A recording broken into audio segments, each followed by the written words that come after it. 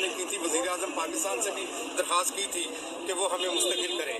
آج تک 4 ماہ ہو گئے ہیں, نہ انہوں نے تنخواہ ادا کی ہے نہ اس کے بارے میں, بلکہ کل انہوں نے تقریباً کوئی 6:30 بجے ایک نوٹیفکیشن جاری کیا کہ پاکستان بھر میں 570 بندے جو ہے نا 770 انہوں نے بندے جو برطرف کر دیے ہیں. مجھے یہ بتائیں یہ کیا ریاست مدینہ ہے؟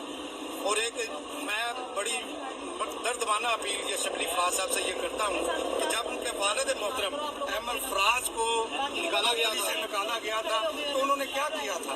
ڈی چونک میں آ کر اپنے والد کو ویل چیئر پہ لے کے آئے تھے جی, ویل چیئر پہ لے کے آئے تھے اور انہوں نے کہا تھا یہ ہمارے ساتھ اختصاصی نظام ہو رہا ہے. تو یہ آپ کو نظر نہیں آ رہا ہے, یہ 770 بندے جو نکالے ہیں اس وقت لاہور سے 50 سے زائد بندے متاثر ہوئے ہیں, جن کو ایک تو 4 مہینے سے تنخواہ نہیں ملے گی اور رات کو یک جنبش قلم ان کو جو ہے نا انہوں نے کہا کہ آپ فارغ ہیں, یعنی کہ نہ ہم نے آپ کو پیسے دینے ہیں اور نہ ہی ہم نے آپ کو رکھنا ہے. تو یہ کہاں کی سیاست ہے, یہ کہاں کی ریاست مدینہ, یہ کیا چیز ہے؟ اس چیز کو سمجھ نہیں آئی کہ جب آپ کے باپ کو 85 سال کی عمر میں نکالا جائے, جس وقت کوئی بندہ رکھ نہیں سکتا کسی پوری دنیا میں, ہاں وظیفہ دیا جاتا ہے, سرکار وظیفہ دیتی ہے. ہم تو وہ لوگ ہیں جنہوں نے ابھی 60 سال کا ہونا ہے, ہم نے تو ہو کے ریٹائر ہونا ہے, 20 سال کی ہم سروس کر چکے ہیں. ایک انہوں نے یہ کام کیا کہ جب ہم موجود تھے تو انہوں نے یہ کام کیا کہ ہمارے اوپر انہوں نے اور بندے لاگے بٹھا دیے, یعنی کہ باہر سے ان کو انگیج کر دیا.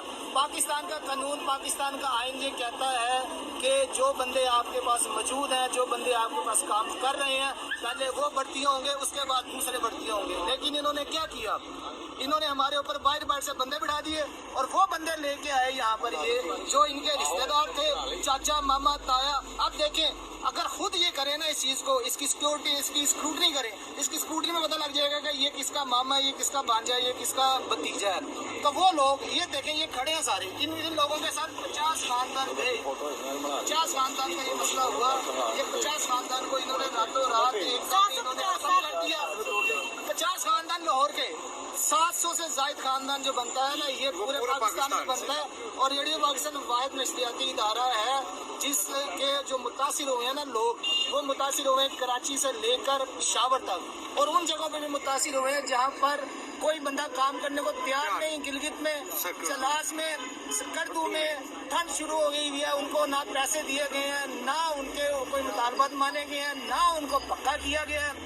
یہ کرونا کی بات لینے کی سب سے زیادہ کرونا میں ریڈیو پاکستان لاہور نے کام کیا ہے, اور ان لوگوں نے کام کیا ہے جو کچے تھے, بغیر تنخواہ نہیں. تنخواہ مل گئی ان کو, تنخواہ اس وقت ملی گئی, لیکن اس دور کی کچھ تنخواہیں رکی ہیں وہ بھی نہیں ملی. آپ کیا کہنا چاہیں گے؟ دیکھیں جی, سب سے بڑا مطالبہ تو یہ ہے کہ جو لوگ ہیں نا, یہ انہوں نے جو جاری کیا نا رات کو نوٹیفکیشن ایک جاری کیا, اس کو واپس لیا. اگر مطالبات نہیں مانے جاتے تو پھر ہم پورے پاکستان کے ساتھ ہیں, ہم تو پھر اسلام آباد کی طرف موو کریں